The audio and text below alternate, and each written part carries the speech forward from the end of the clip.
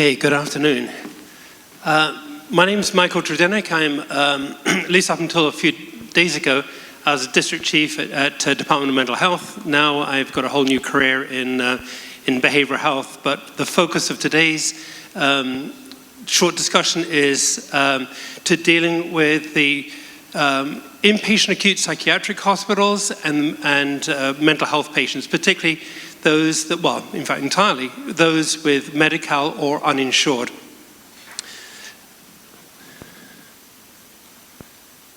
Next one, please. Okay, so this slide is just to go down some of the issues. Actually, I've got to stop for a second because I cannot continue without talking about Tracy's dogs. So Tracy has two robot dogs.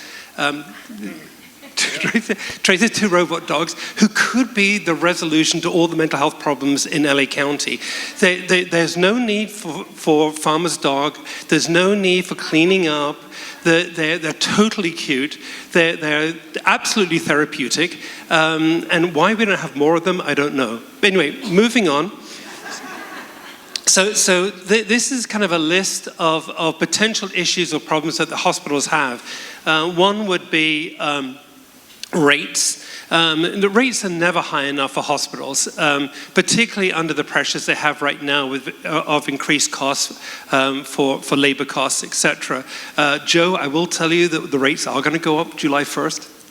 But regardless of whatever the rates are, they're dependent on sales tax, and sales tax, as you probably are aware, with the governor's announcements on budgetary issues, both recently and in the past, California's struggling on sales tax at the moment, which puts pressure on us in providing rates. But that's a big issue for them.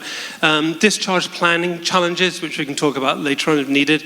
Conservatorship hearings. So some folks need to be conserved. During COVID, it was all of the conservatorship hearings were virtual, which actually was a great bonus for hospitals because you didn't have to go downtown, you didn't have to take all that time, the MD didn't have to go down there, the whole bit. Now it's the opposite. A lot of the hearings are in person. There's a great demand from certain attorneys to have personal hearings. And so that's a major challenge for the hospitals and in resolving issues for the patients and opening up beds for other folks too. And the focus of the next few minutes is really dealing with the unhoused folks. So you'll see in a second, there's a large percentage of unhoused that end up in inpatient acute psychiatric hospitals for a range of reasons. Not just from the home team, but their unhoused come in through various referral sources. Some of the folks, and again, this is not a ding on anybody. It's just the nature of the world we live in right now. Some of the folks that come in are repeat folks coming off the streets. They come in. One can argue that the hospitals for some folks are safe places. They can, obviously get food, housing, clothing, and then they get stabilized. They go back.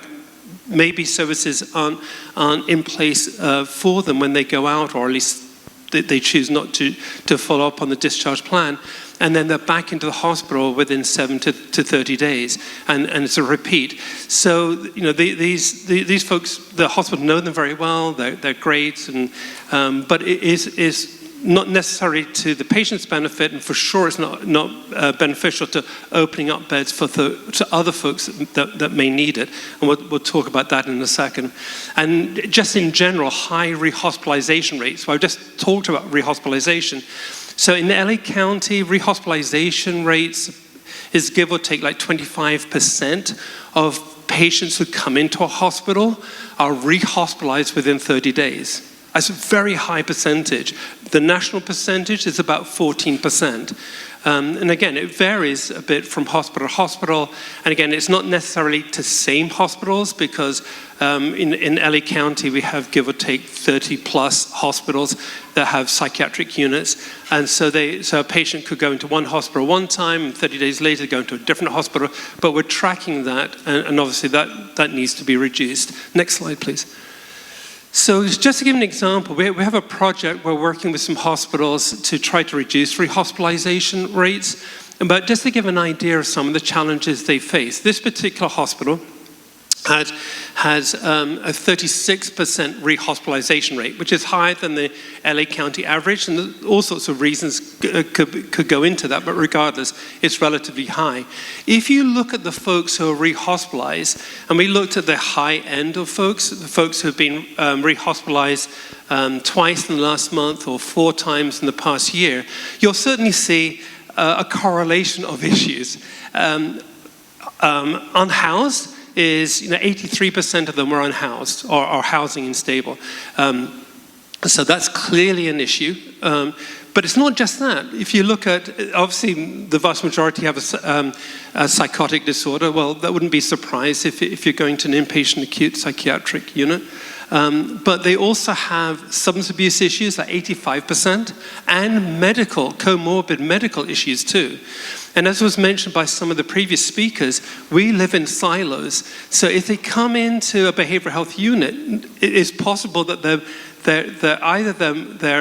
long-term medical issues, physical health issues, are not necessarily treated, at least in the same order, or at least taken into account in the discharge planning process, or have been looked at to see the impact of psychotropic medications to any other medications they may be on. They may or may not be, but we've found that there are gaps in that area.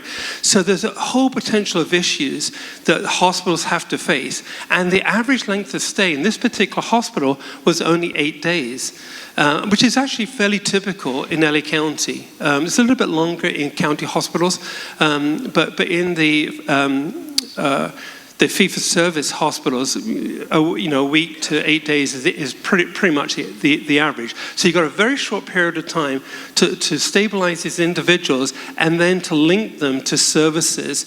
And I think, the home team was talking about that, the importance of doing that. And we have another program. Actually, Joe's hospital is one of the hospitals working with this one, where we're working with field-based emergency services, trying to make sure they have access to beds as quickly as possible. That includes the home team. And certainly the difference in the home team, and the home team is only working with homeless folks or housing unstable folks, that they found that this particular program, where we were able to help the home team develop relationships with both the intake of folks in the hospital as well as the discharge planners in the hospital, and it takes a while to develop those kind of relationships. I think Dr. Rab was talking about the change in his home team patients, where in general, without this program, 75% of those patients who are going into hospitals ended back onto the streets, because it's difficult for the hospitals to link them to the next level of care. With this program and with his proactive team working with the discharge planners in the hospitals, those numbers were completely reversed, so that now it's at least 75% end up in housing and additional care, etc., which he described as a game changer. It really makes a significant difference. So it takes, again, it's back to everything we've said in this meeting so far. It takes a village, it takes partners, it takes integration, it takes understanding, it takes a willingness to think a little bit outside of the box, and for psychiatrists to actually talk to each other in a non-threatening, nice way, which is unusual at times. Next one, thanks. So we talked about discharge planning issues. So the biggest one, when we went into these hospitals to help them, not to replace them doing discharge planning, but help to provide additional resources to them.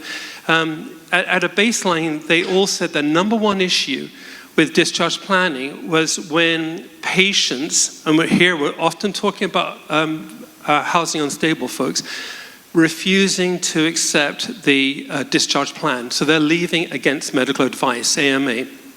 And that's a big issue. Another one is insufficient availability of beds at lower levels of care. and I got to mention this in a different slide if we get to it.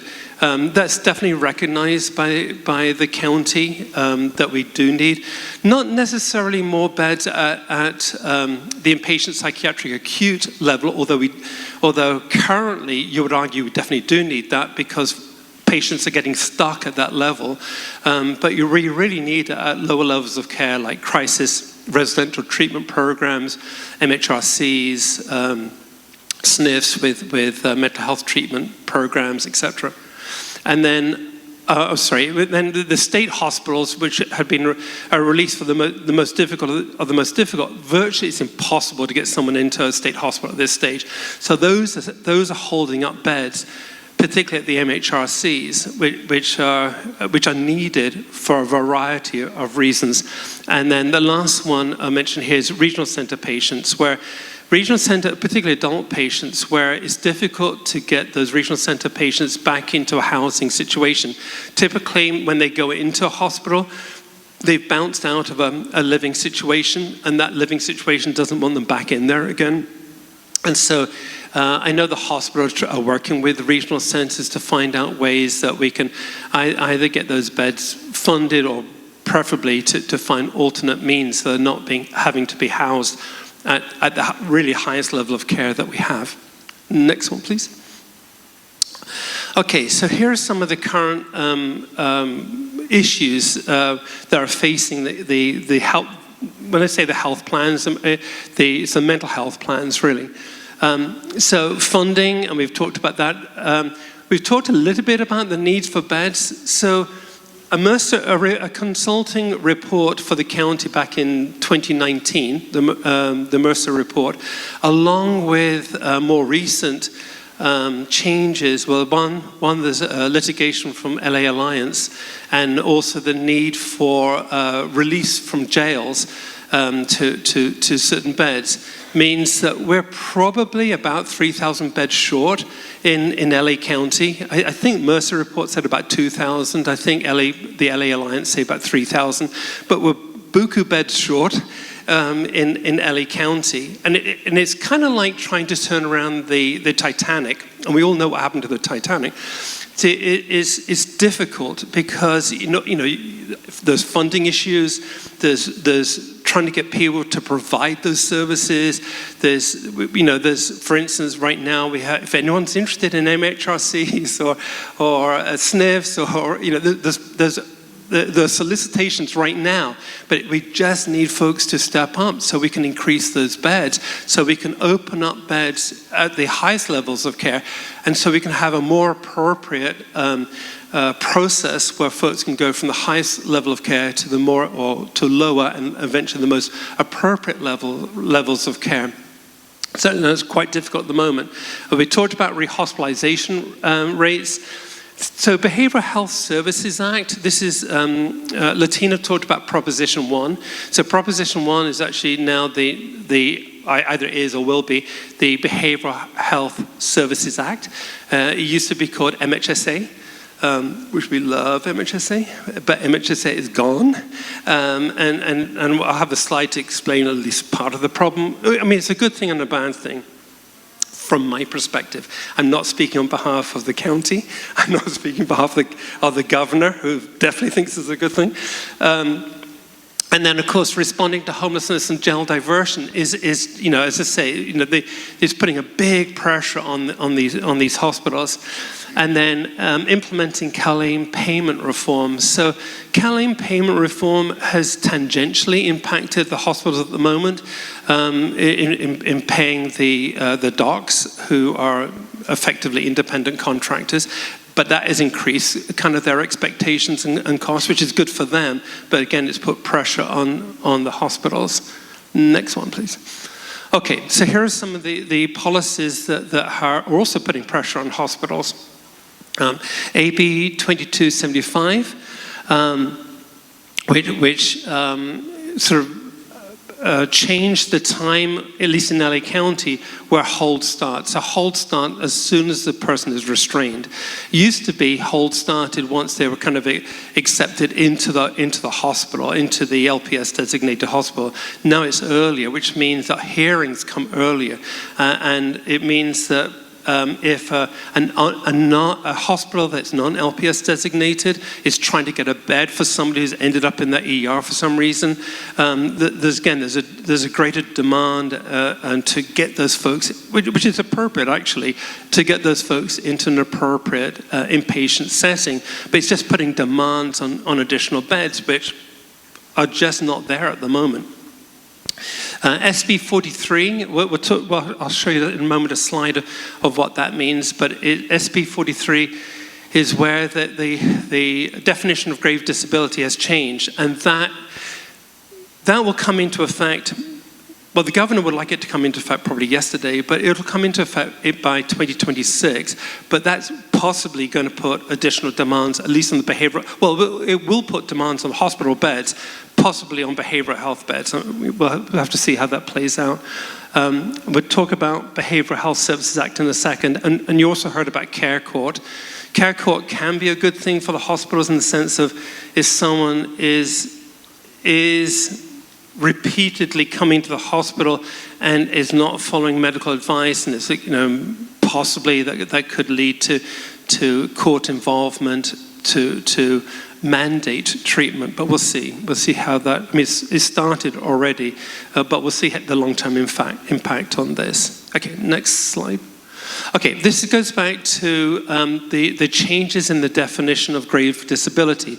So as mentioned earlier this morning, the new changes mean that you could be held against your choice based on substance abuse issues alone. Nowadays, it tends to be, the primary disorder needs to be a behavioral health disorder. You could have a secondary substance abuse, but the primary needs to be behavioral health. But here, it doesn't need to be behavioral health per se. And the other big issue is on medical issues too. So again, this is new. It's just come down the pike. The county is working with the state to try to work out exactly what are the intentions and what does this mean and what's going to be the impact. And of course, working with the hospitals on this one. So we don't have a resolution to this right now. But within a year or so, that's going to play out. And as I said before, it could put, not that it shouldn't, but it's going to put pressure on the hospitals dealing with with the bed issue. Next slide. Okay, so this is the Behavioral Health Services Act.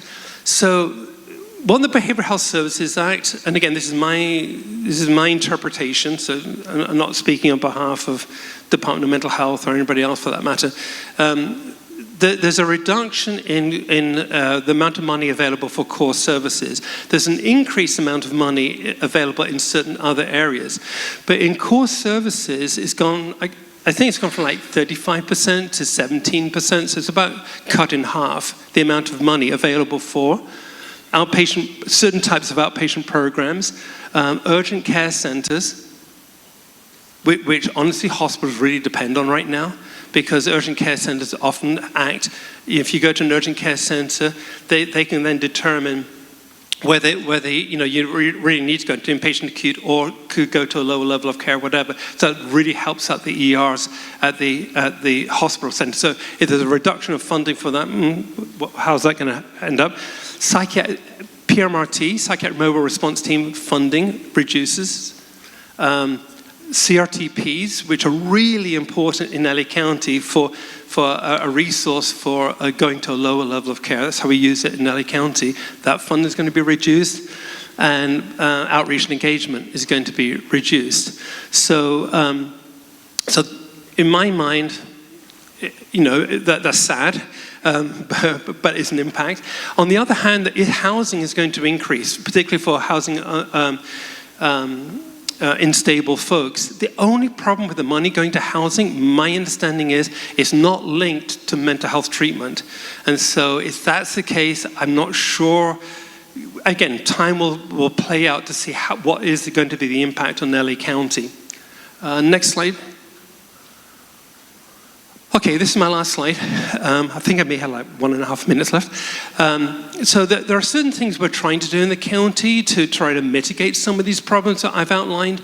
In Service Area 3, we put into place a single phone line 24 hours a day, 7 days a week, the hospitals can call to get an appointment. So at a clinic within that service area. So they can get a time for the clinic, they even know who the clinician is going to be, etc. So, which is really great, and one hopes that that's going to get generalized to all 8 service areas within LA County, and apparently DUN. But the rehospitalization program, we're helping that to expand, and we've got a bunch of other programs where we're trying to help out the hospitals in discharge planning, and particularly helping the unhoused folks. I'm done. Thanks so much.